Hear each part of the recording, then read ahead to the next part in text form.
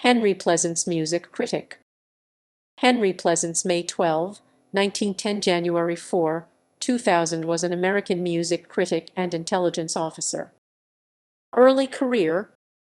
Pleasant studied voice, piano and composition at the Curtis Institute of Music, from which he received an honorary doctorate in 1977. In 1930, at age 19, he became a music critic for the Philadelphia Evening Bulletin and was the paper's music editor from 1934 to 1942, when he enlisted in the U.S. Army.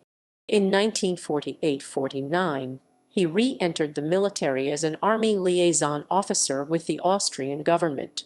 He left the Army to enter the Foreign Service in 1950, serving as an intelligence officer in Munich.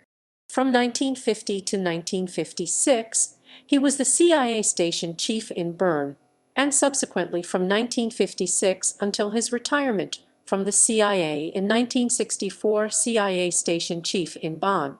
He was involved in espionage during the Cold War, living with Reinhard Gehlen, a former Nazi general, and a top intelligence official for West Germany to evaluate his suitability. The Gehlen organization, which the former general led, became the forerunner of the post-war West German Federal Intelligence Service. Writing. Following the end of the war, from 1945 to 1955, Pleasants contributed articles on European musical events to the New York Times.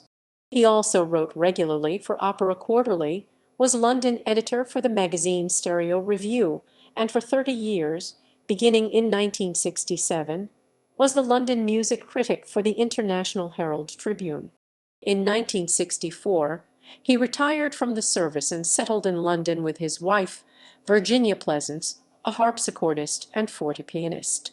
His most famous and controversial work was his 1955 publication, The Agony of Modern Music, a polemical attack on the direction taken by much of 20th century music and an argument in favor of jazz as the true master music of the time.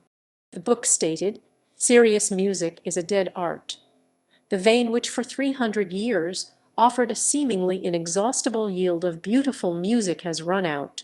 What we know as modern music is the noise made by deluded speculators picking through its slag pile." He further developed this critique of contemporary music in Death of a Music, The Decline of the European Tradition, and the Rise of Jazz 1961, and Serious Music, and All That Jazz 1969. Henry Pleasant's first and major enthusiasm, however, was the human voice. His The Great Singers, From the Dawn of Opera to Our Own Time 1966 became a standard reference work. Other books on singers and singing were The Great American Popular Singers, Opera in Crisis, Tradition, Present, Future, and The Great Tenor Tragedy, The Last Days of Adolphe Nuret, about the 19th century French singer who committed suicide after his vocal style became outdated. His article Elvis Presley, reprinted in Simon Firth, ed. A Popular Music, Theoretical Concepts in Media and Cultural Studies, Volume 3, 2004, describes in detail Elvis Presley's extraordinary compass and very wide range of vocal color.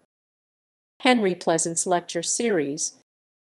The American Institute of Musical Studies in Graz, Austria, holds an annual lecture series named in honor of Henry Pleasant, who lectured and conducted seminars on singing there for 29 years. Death. On January 4, 2000, Pleasants died aged 89 in a London hospital after suffering a ruptured aorta.